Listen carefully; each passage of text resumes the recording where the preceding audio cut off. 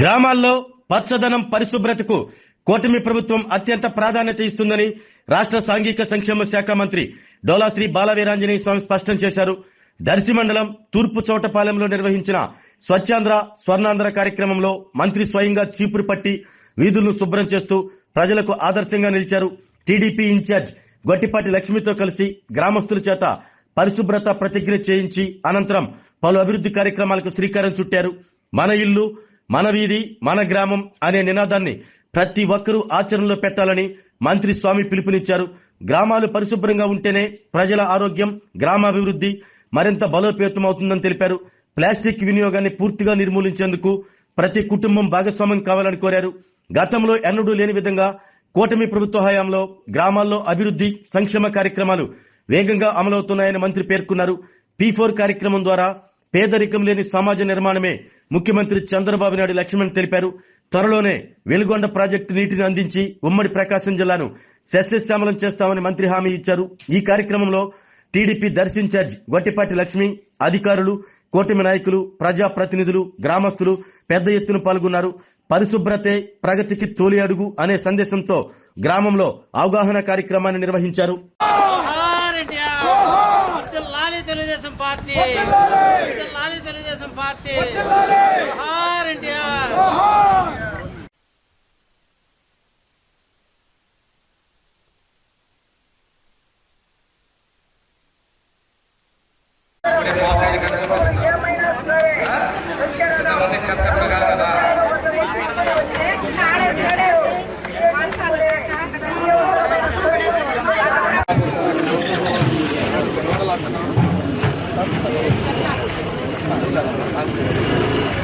వారసత్వ చెత్త క్లీన్ చేయడానికి సంవత్సరం పాటు పెట్టింది. మనం 14-19లో మీ అందరికీ బాగా గుర్తుంది. ఆ వాటిలో మనం 14-19లో ప్రతి గ్రామంలో కూడా సాలిడ్ వేస్ట్ షెడ్లు నిర్మాణం చేయటం, చెత్తని సెగ్రిగేట్ చేయటం, ఇవన్నీ మనం తీసుకోవడం జరిగింది. దాంతోపాటుగా ఈ ప్రభుత్వంలో వచ్చిన తర్వాత గౌరవ ముఖ్యమంత్రి గారు క్రమంగా తప్పకుండా చేస్తున్నారు. ఒక్కొక్కసారి ప్లాస్టిక్ రహితంగా చేయాలనేటువంటి ఉద్దేశం, ఇంకోసారి డ్రైన్స్ క్లీన్ చేసుకోవటం, పోయిన వల్లగా ఎక్కడైనటువంటి వీధులు శుభ్రం చేసుకుంటాం, అదేవిధంగా ఊరికి మధ్యలో ఉన్నటువంటి రహదారులు క్లీన్ చేసుకోవటం, ఈ విధంగా మనం కార్యక్రమాలు చేసుకుంటున్నాం. ఫస్ట్ మన ఇల్లు శుభ్రంగా ఉంచుకోవాలి. మన వీధి, మన వార్డు, మన గ్రామం, మన మండలం, మన జిల్లా, మన రాష్ట్రాన్ని స్వర్ణాంధ్ర స్వచ్ఛాంధ్రగా చేసే భాగంగా క్లీన్గా చేసేదో మనందరి సహకారాలు ఉండాలని చెప్పి కోరుకుంటూ, ఈరోజు ప్రభుత్వం వచ్చిన తర్వాత మీరు చూస్తూ ఉంటే చెత్త నుంచి కూడా విద్యుత్ ఉత్పత్తి చేసుకుంటున్నాం. తర్వాత ప్లాస్టిక్ మొత్తాన్ని కలెక్షన్ చేసి రీసైకిల్ చేస్తున్నాం. మండలానికి ఒకటి స్వచ్ఛ రథాలు ఏర్పాటు చేశాం. ఈ స్వచ్ఛ రథాలు గ్రామాల్లోకి వచ్చి చెత్తను తీసుకొని అందులో మీకున్నటువంటి వేస్ట్ తీసుకోవటం, బరువు చూసి మీకు మళ్ళా ఏ సోపులు కావచ్చు, వస్తువులు కావచ్చు ఇస్తూ మీకు అనగా ఉన్నటువంటి మీ ఈ చెత్త క్లీన్ చేస్తూ కూడా మీకు ఎదురు డబ్బులు ఇచ్చేటువంటి పరిస్థితుల్లో ప్రభుత్వం నిర్ణయం తీసుకుందని కూడా తెలియజేస్తాం. ఈరోజు తీసుకున్నట్లయితే ఎక్కడా కూడా అంటువ్యాధులు ప్రబలకుండా చేసుకున్న అవసరం మన మీద ఉంది. స్వచ్ఛమైనటువంటి వాతావరణం ఉండాలి. బాపూజీ గాంధీ మహాత్మ కలగనటువంటి గ్రామాల్లో స్వచ్ఛత పరిశుభ్రత ఉండాలనే లక్ష్యంతో మనం ముందుకు తీసుకెళ్తా ఉన్నాం. ఇప్పుడే చూసాం, ఈరోజు మన ఈ గ్రామంలో కూడా PM అజయ్ ప్రధానమంత్రి ఆదర్శ గ్రామ యోజన కింద షెడ్యూల్ క్యాస్ట్లో కొన్ని గ్రామాలని అభివృద్ధి పథకం చేసేది 20 లక్షల రూపాయలతో ఏర్పాటు చేసినటువంటి ఒక డ్రైన్ మనం రోజు ప్రారంభించుకోవడం జరిగింది. అంటే కేంద్ర రాష్ట్ర ప్రభుత్వాలు పూర్తిగా అభివృద్ధిని సంక్షేమాన్ని ముందుకు తీసుకెళ్తూ ప్లాస్టిక్ రహితంగా ఉండాలి, సీసాలనే తిరిగి వాడుకునే విధంగా మనం వాడుకోవాలని చెప్పి తెలియజేసుకుంటూ బెంచెస్ తయారు చేస్తున్నారు, ఎనర్జీ తయారు చేస్తున్నారు. ఈరోజు మనం తీసుకున్న దాని ప్రకారం ఎన్నికల ముందు చెప్పిన విధంగా ఏదైతే చెప్పామో ఆ చెప్పిన విధంగా మనం ఎన్టీఆర్ భరోసా కింద 4,000, 6,000, 10,000 అదేవిధంగా 15,000 రూపాయల చొప్పున పెన్షన్ డిస్ట్రిబ్యూషన్ చేస్తా ఉన్నాం. పేదలకు ఇచ్చినటువంటి ఏ సంక్షేమాలు కూడా ప్రభుత్వం రాజీ పట్టడం లేదు.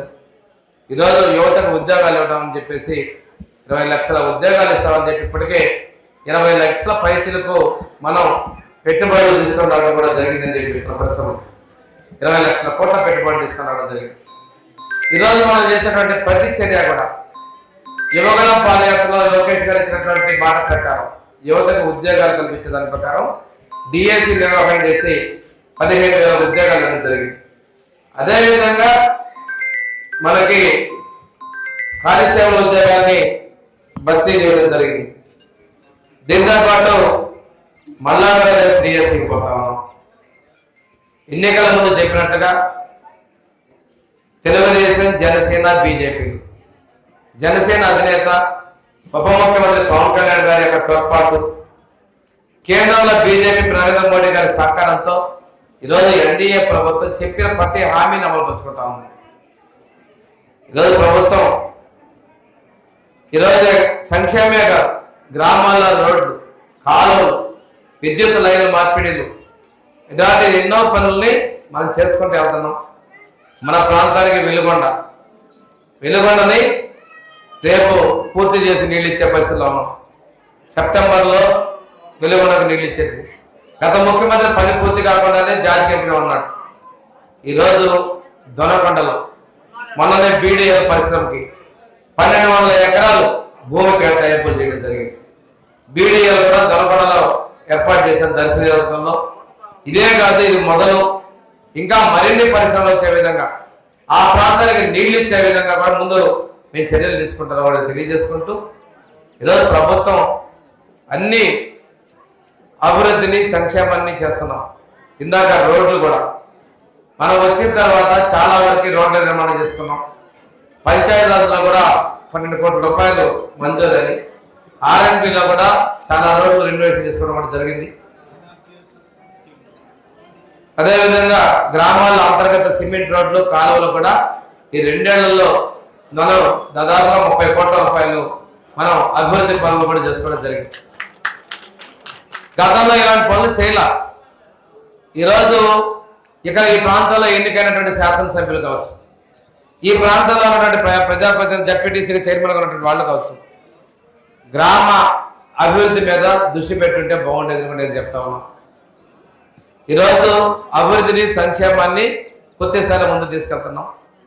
నిన్న కూడా పొగాకు దండాలో మాట్లాడుతున్నారు. పొగాకు రైతులు ఇబ్బందుల్లో ఉన్నప్పుడు మేము అండగా ముఖ్యమంత్రికి గట్టిగా చెప్పారు.